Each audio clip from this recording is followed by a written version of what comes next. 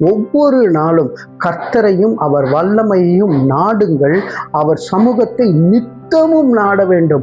Daily அவரிடத்துல போகும்போது we will be sharp as an axe, sharpened axe ன்னு சொன்னால் அது மிகையாகாது. ஒரு கூர்மையான கோடாரியை போல நாம் செயல்படுகின்றவர்களாக இருப்போம்.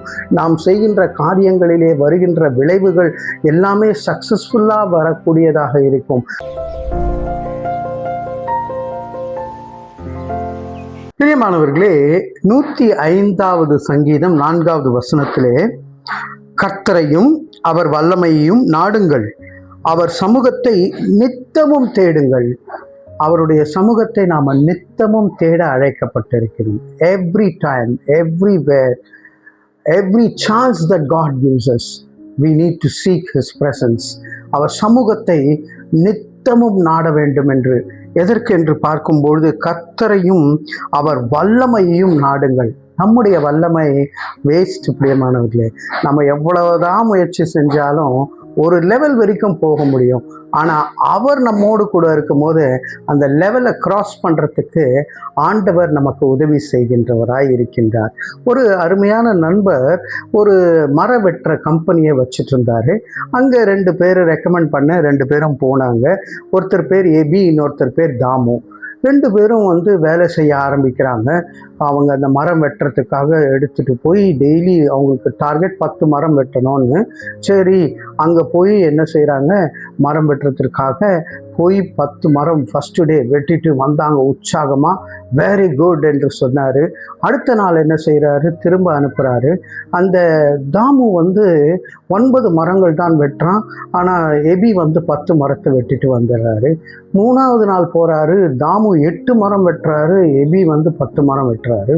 நல்ல எக்ஸசைஸ் எல்லாம் பண்ணிட்டு தாமு அடுத்த நாள் போகிறாரு. திரும்பவும் ஒரு மரம் குறைவாகத்தான் இருக்கின்றது. எபி அந்த டார்கெட்டை அச்சீவ் பண்ணிடுறாரு. அப்போ கேட்குறாரு அந்த ஓனரிடத்துல, நானும் அவ்வளோதான் கஷ்டப்பட்டு வேலை செய்கிறேன், அவர் செய்கிறத போலவே நானும் செய்கிறேன், ஆனால் எனக்கு ரிட்டர்ன்ஸ் எனக்கு ரிசல்ட் ஒரு இது மரம் குறைவாகவே வருகிறது, ஏன் அது என்று கேட்கும்பொழுது அந்த ஓனர் என்ன செஞ்சாராம், 2 பேருடைய கோடாரியும் எடுத்துகிட்டு வாங்க, அதுதானே யூஸ் பண்ணுறீங்கன்னு கேட்டாராம். ஆமாங்க யாருன்னு 2 கோடாரியும் எடுத்துகிட்டு பார்க்கும்பொழுது எபியோட கோடாரி ஷார்ப்பாக இருந்துதான். ஆனால் தாமுவோட கோடாரி டெய்லி யூஸ் பண்ண அது மக்கி போய் இருந்துதான், அது மொக்கையாக இருந்ததாக இருக்கிறது.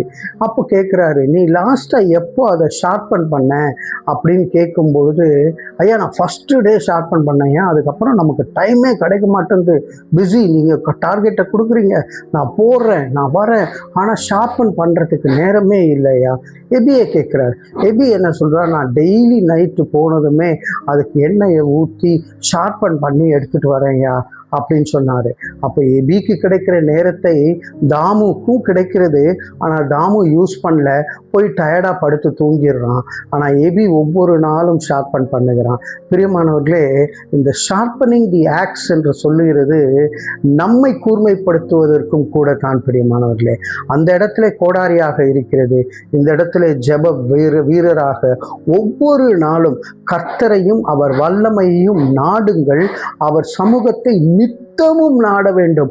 டெய்லி அவரிடத்துல போகும்போது we will be sharp as an axe, sharpened axe ன்னு சொன்னால் அது மிகையாகாது. ஒரு கூர்மையான கோடாரியை போல நாம் செயல்படுகின்றவர்களாக இருப்போம்.